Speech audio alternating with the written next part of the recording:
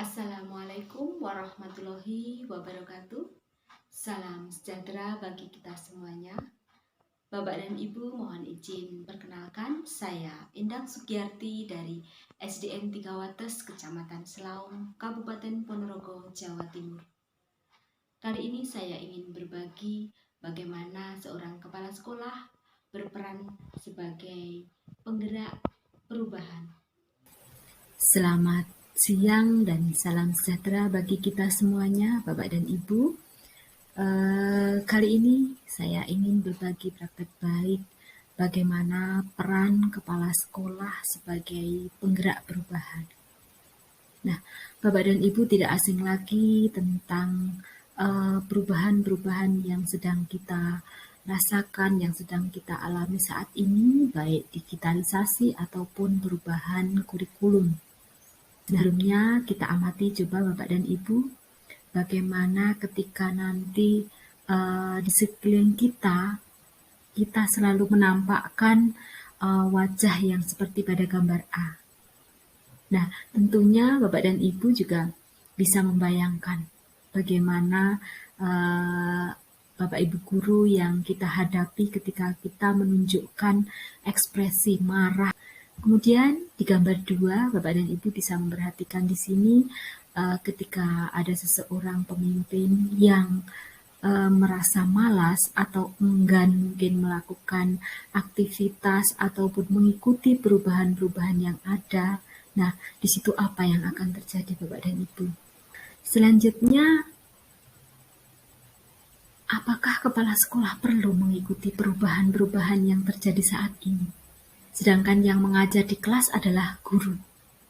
Nah, di sini Bapak dan Ibu perlu kita ulas kembali bahwa kepala sekolah adalah guru yang mendapat tugas tambahan. Nah, jadi kepala sekolah adalah juga pemimpin pembelajaran. Kepala sekolah adalah pemimpin perubahan. Maka di sini bagaimana kita nanti akan memerankan sebagai penggerak perubahan. Apa yang perlu kita persiapkan sebagai kepala sekolah dalam menyikapi perubahan-perubahan yang kita alami saat ini? Yang pertama yang saya alami adalah bahwa saya selalu menggerakkan diri saya sendiri, menggerakkan bagaimana saya mengembangkan kemampuan saya, kemudian belajar. Kita sadar bahwa itu kebutuhan kita, bahwa itu adalah keperluan kita. Kemudian bersikap terbuka. Kita juga harus bersikap terbuka dengan orang-orang sekeliling kita, dengan Bapak Ibu guru yang ada di lembaga kita. Apalagi adaptif. Bagaimana Bapak dan Ibu ketika tidak adaptif, maka akan tertinggal. Kita harus beradaptasi dengan perubahan-perubahan, entah itu IT ataupun perubahan-perubahan tentang kependidikan. Kemudian yang keempat, kita juga sebagai kepala sekolah harus reflektif. Kita sering mengevaluasi kegiatan kita di sekolah, itu refleksi untuk perbaikan.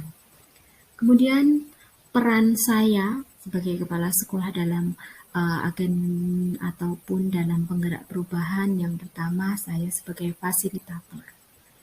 Berperan sebagai fasilitator di sini adalah memandu prosesnya, kemudian mendengarkan pendapat, menyimpulkan pendapat, menggali keterangan lebih lanjut, dan juga memecahkan masalah itu bersama-sama.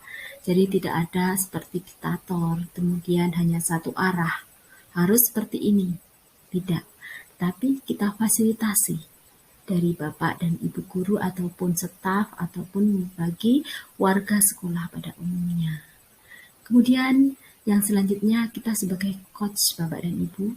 Coach itu adalah pelatih. Jadi coach di sini adalah seorang pemimpin sebagai coach, kemudian rekan kerjanya itu sebagai coaching ketika ada kegalauan, keresahan, atau ada masalah-masalah entah itu di kelas dengan siswanya, itu kita harus selalu tanggap. Kemudian kita ajak ngobrol, kita namanya coaching. Kemudian kita gali apa sih penyebabnya. Setelah itu kita jadi pendengar yang baik. Kemudian kita dengarkan apa solusinya. Jika mengatasi anak yang seperti ini di kelasnya dan sebagainya, kita ngobrol, kita ajak ngobrol santai. Jadi di sini ada keterbukaan Bapak dan Ibu. Selanjutnya ada kolaborator. Kolaborator di sini bahwa setiap kegiatan di lembaga kita, di satuan pendidikan kita, itu tidak bisa kita lakukan sendiri. Bapak dan Ibu guru membutuhkan saya atau membutuhkan seorang kepala sekolah. Kepala sekolah juga membutuhkan Bapak dan Ibu guru dan staf ataupun warga sekolah yang lain. Jadi di sini harus sebagai kolaborasi, kemudian dalam kegiatan dalam implementasi kurikulum merdeka ini menerima ide dari rekan-rekan kerja kita, Bapak dan Ibu. Yang saya bagikan itu dampaknya bagaimana, tentunya kita tahu sendiri dan kita bisa menebaknya bahwa guru atau staf merasa lebih diorangkan ketika kita mendengarkan, kemudian juga ganti kita didengarkan, itu mereka merasa diorangkan. Komunikasi juga lebih terjalin. Setelah itu tidak merasa didikte atau selalu diawasi. Adanya lembaga itu merasa harmonis dan kondusif. Itu yang tentunya tidak hanya saya ataupun Bapak Ibu, semuanya mesti menginginkan hal-hal bahwa kita itu bekerja nyaman, harmonis, dan kondusif. Nah, setelah ini kita juga harus bergerak terus untuk mendampingi, untuk menjadi rekan para Bapak dan Ibu gurunya. Itu harapan saya.